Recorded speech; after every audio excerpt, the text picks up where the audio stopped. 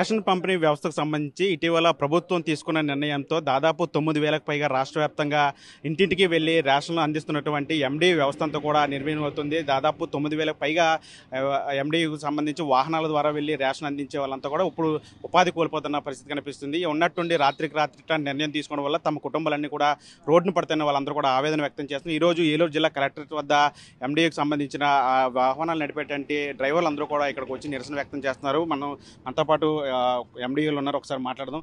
అంటే దేనికి అంటే ఏం చెప్పిందండి గవర్నమెంట్ మీకు? అంటే ముందస్తుగా ఏదైనా చెప్పిందా ఇట్లా వ్యవస్థను రద్దు చేస్తామని చెప్పి? మీకు ఏమైనా ఇంటిమేషన్ ఇచ్చిందా? సార్ నమస్తే, మాది రాష్ట్ర సమైక్య ఎండీ ఆపరేటర్ యూనియన్ ఏలూరు జిల్లా అధ్యక్షుడు నేను. మరి మమ్మల్ని గత ప్రభుత్వం వైసీపీ గవర్నమెంట్లో ఉన్నంగా 9,260 వెహికల్స్ అప్పుడున్న గవర్నమెంట్ రాష్ట్ర గవర్నమెంట్ మమ్మల్ని ఇచ్చింది. ఆనాడు క్వాలిఫికేషన్ ద్వారా, నోటిఫికేషన్ ద్వారా, మళ్ళీ క్యాష్ ద్వారా, కార్పొరేషన్ ద్వారా మమ్మల్ని తీసుకున్నారు. కానీ ఆ రోజు నుంచి ఇప్పటి వరకు కూడా అనేక ఇబ్బందులు. ఆనాడు 2021 తర్వాత కరోనా టైంలో కూడా మేము వ్యవస్థని బలోపేతం చేసి, ఆనాడు రెడ్ జోన్లో ఉన్న ఏరియాలో కూడా మేము రేషన్ డిస్ట్రిబ్యూషన్ చేసి ప్రజలకు ఆ దగ్గర అందుబాటులో ఉండి ఈ వ్యవస్థను ఇప్పుడు దాకా మేము లాక్కొచ్చాం. అలాగే కూటమి ప్రభుత్వం వచ్చిన తర్వాత 2023 సెప్టెంబర్ నెల విజయవాడ వరద బాధితుల సమయంలో కూడా మేము 5-6 రోజులు కూడా కుటుంబాలను వదిలేసి రోడ్డున పడుకుని ఆ విజయవాడ వరద బాధిత సహాయం వద్దాం మా వ్యానులతో వేసుకుని మేమంతా హెల్ప్ చేసి వచ్చాం గవర్నమెంట్ మాట ద్వారా. మరి ఈరోజు అకస్మాత్తుగా రాత్రి చర్చలు లేకుండా మిమ్మల్ని తీసేస్తాను ఇన్ఫర్మేషన్ లేకుండా మరి గవర్నీయులు నాదన్ల మనోహర్ సార్ నిన్న ప్రెస్ మీట్ పెట్టిన సాయంత్రం పూట మరి ఈ విధంగా ప్రభుత్వం మా కుటుంబాలను నడి రోడ్డున పడిపోయినాయి. ఈరోజు జీవనోపాధి లేకుండా, ఎందుకంటే ఆనాడు 2021 మమ్మల్ని తీసుకున్నప్పుడు మమ్మల్ని 72 అంటే 6 సంవత్సరాల అగ్రిమెంట్ చేయించుకున్నారు. ఈ 6 నెలల అగ్రిమెంట్, 6 సంవత్సరాల అగ్రిమెంట్లో ఇంకా మా కాల వ్యవధి 20 నెలల కాల వ్యవధి ఉంది. ఈ 20 నెలలు కూడా మా కుటుంబాల్లో రోడ్డును పడిపోయినట్టు ఉంది.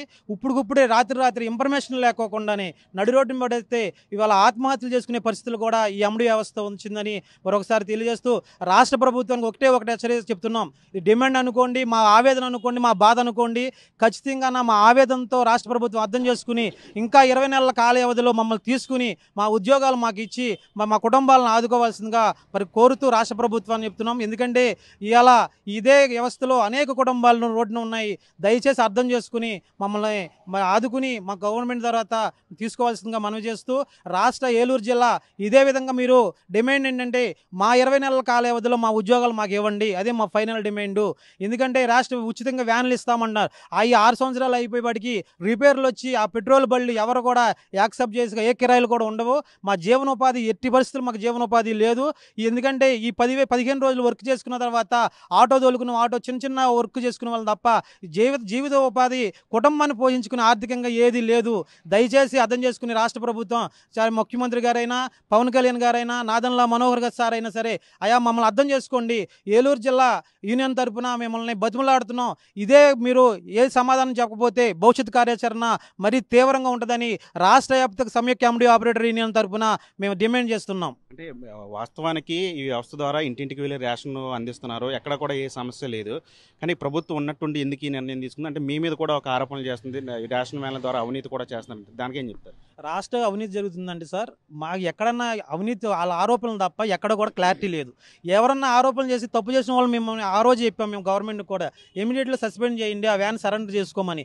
ఎక్కడ కూడా ఆరోపణలు తప్ప ఏ అవస్థ కూడా దీనిలో ఒపీనియన్ తప్ప ఏం లేదు సార్.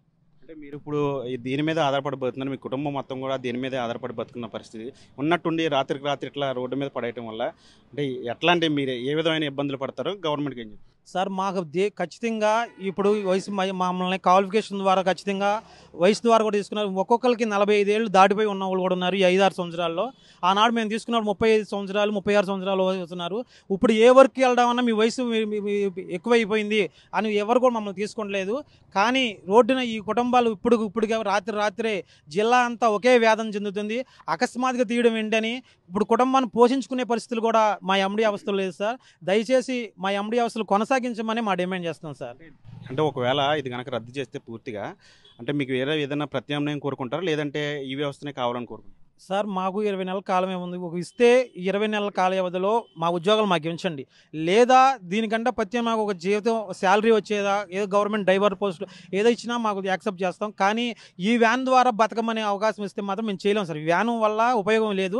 అనేక రిపేర్లు వచ్చేసి ఇప్పటికే మేము పెట్టుబడి పెట్టలేకపోతున్నాం సార్. అది కూడా పెట్రోల్ వెహికల్ వచ్చేపాటికి చాలా ఇబ్బందిగా ఉంది సార్. అంటే మీకు ఏ విధమైన ఖర్చులు ఎలా ఉంటాయి, అంటే దీనికి మెయింటెనెన్స్ సంబంధించి కానీ లేదంటే ఇతర ఖర్చులు కానీ సంబంధించి ఎట్లా ఉంటాయి సార్? ఈ పెట్రోల్ వెహికల్స్ ఖచ్చితంగా 2-3 టన్నులు రేషన్ బియ్యం బస్తాలు వేసినప్పుడు కూడా బండి వెళ్ళదు. దీని అనేక రిపేర్లు ఉన్నాయి. పెట్రోల్ వెహికల్ ఇది. ఇంచుమించు ఒక నెల మంత్కి 4-5,000 ఓన్లీ పెట్రోల్కే అవుతుంది మాకు. అంటే సందుల్లో తిరగాల్సింది. దీనివల్ల రేపొద్దున భవిష్యత్తు ఏ కిరాయికి వెళ్ళినా డీజిల్ బండి ఉన్న వెహికల్ తప్ప పెట్రోల్ బండి ఎవరు యాక్సెప్ట్ చేయరు.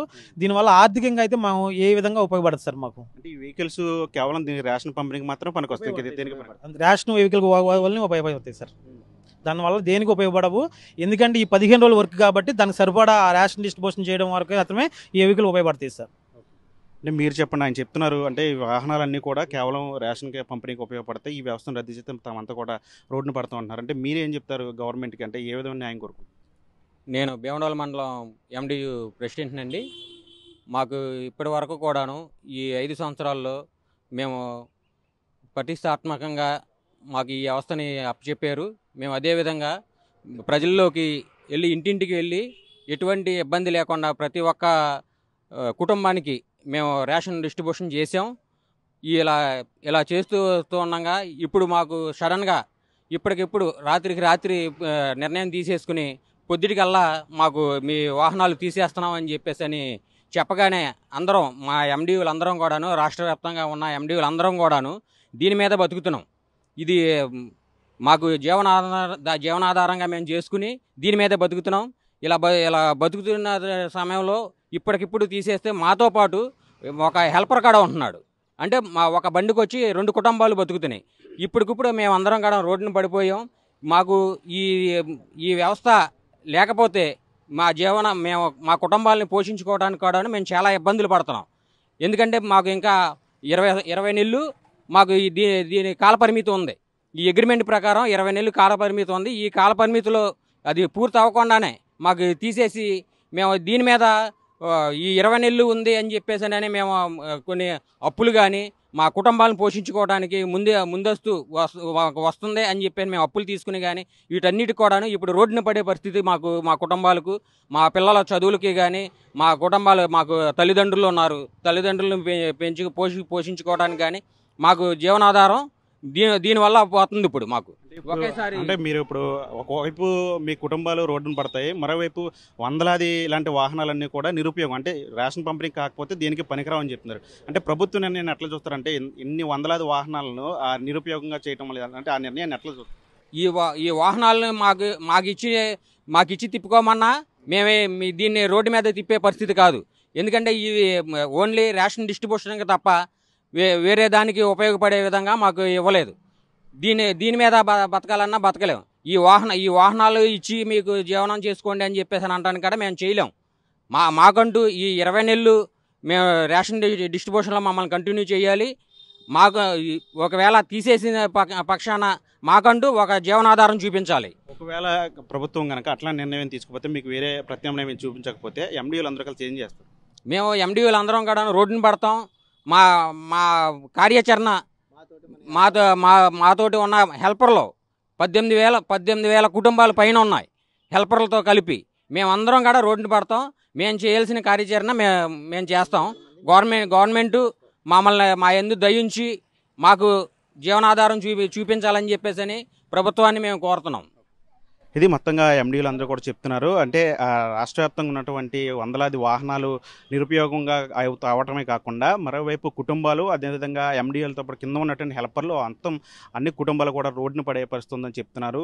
గతం కరోనా టైంలో కూడా తామంతో కష్టపడి ఈ వ్యవస్థ ద్వారా రేషన్ అందించి అందరికీ ఉచిత వస్తువులు, ఆహార పంపిణీ చేసాం. అట్లాంటి వ్యవస్థను ఇప్పుడు నిర్వహించడం కరెక్ట్ కాదని చెప్తున్నారు. ఉన్నట్టుండి రాత్రికి రాత్రి ఈ విధంగా చేయడం వల్ల వందలాది మంది, వేలాది మంది రోడ్డును పడే అవకాశం ఉంది. కాబట్టి దీని మీద ప్రభుత్వం పునరాలోచన చేయాలి. ఖచ్చితంగా వాళ్ళకి ఆ వ్యవస్థను కంటిన్యూ చేయాలి, లేదంటే వాళ్ళకి ప్రత్యామ్నాయమైనటువంటి జీవనోపాధి చూపించాలని చెప్పి వీళ్ళందరూ కూడా ఆవేదన వ్యక్తం చేస్తున్న పరిస్థితి కనిపిస్తుంది. చంటితో మన ఆర్టీవీ ఏలూరు నుంచి. ఇండియా పాకిస్తాన్ తాజా అప్డేట్స్ కోసం డౌన్లోడ్ చేసుకోండి ఆర్టీవీ లైవ్ యాప్.